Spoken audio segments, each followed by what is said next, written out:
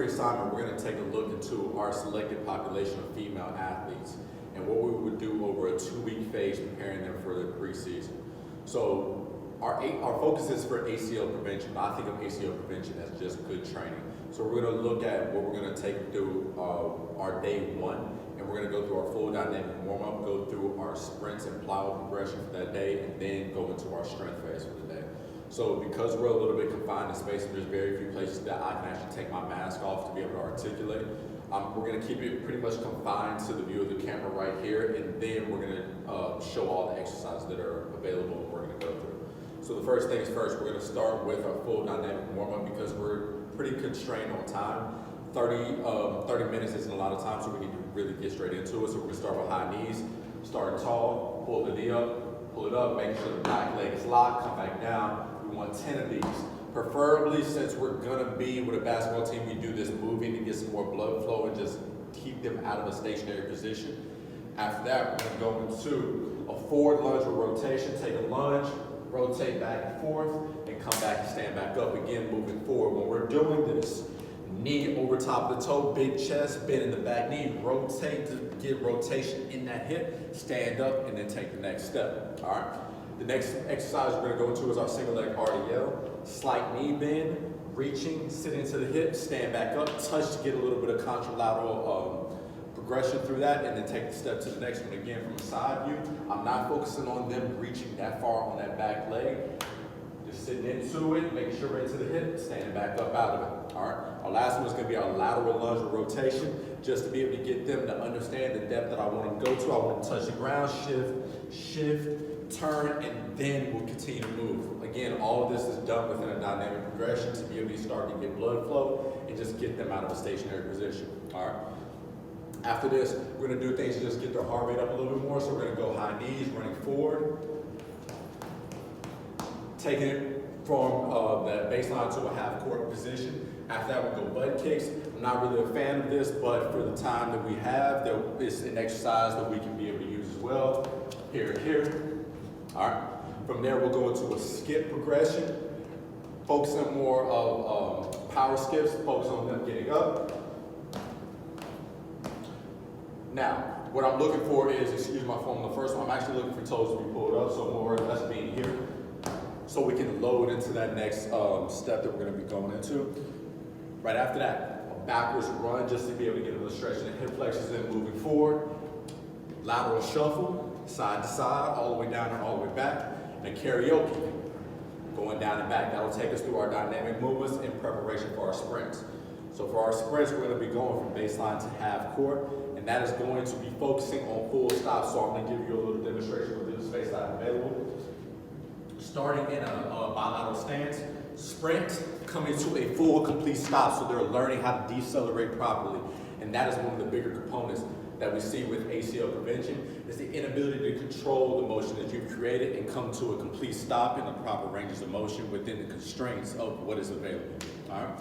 So we're going to go there. We're going to allow them a full rest and recovery of a minute and a half because we're focusing on speed and development of that speed within this time. All right. After we get done with those reps, it's going to be around 7 for the first week. We're then going to go into our plyo progression. We're going to go into our depth drop. Obviously, we want something a little bit lower for the newer population we're going to be working with. We're going to go here, standing tall, stepping off, and landing in this position, focusing on knees over toes, getting into the hips, proper chest positioning so we can learn to land from those jumps we're going to be going into. The reason we're starting with a depth drop is because before I teach them to jump, it's easier to teach them to land and be able to own the position to be able to get back out of it. All right. After we knock that out, it's going to be 3 sets of 3 to start out the first week. We're then going to go into our med ball throws. All right. So for our med ball throws, rule of thumb, 20 pounds of body weight for 1 pound of med ball weight is what I prefer to use because I don't want this speed to be too slow for what I'm trying to get out of explosive power. So again, starting at the bottom of it, setting the hips flat back. Hands underneath, we're going to jump and throw and release the ball. Obviously, because of the ceiling height, I cannot release in this current position that we're in, but that is what we're looking for in this position. All right. Right after that, we're going to superset this exercise with a dead bug. Back flat on the ground, opposite arm, opposite leg. Focusing on the legs first, progression 1. If they're good at that, let them rock out through progression 2 of adding that contralateral function of that, all right?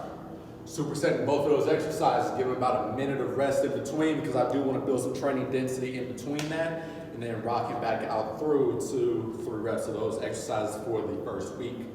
Right after done with that, we're gonna go into our goblet squat, our seated band abduction, and we're gonna go through our hip thrust as well for today.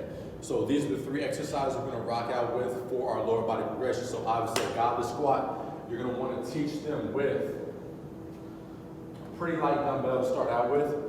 We're going with an eccentric tempo to make sure that they understand what we're looking for. Holding this right in front, deep exhale to start out with, to set the rib cage, deep inhale on top of that. 3 seconds on the way down, 1, 2, 3, hold it, stand back up. We're gonna knock that out. Right after they're done, we're gonna go into our hip bridge, laying on the back.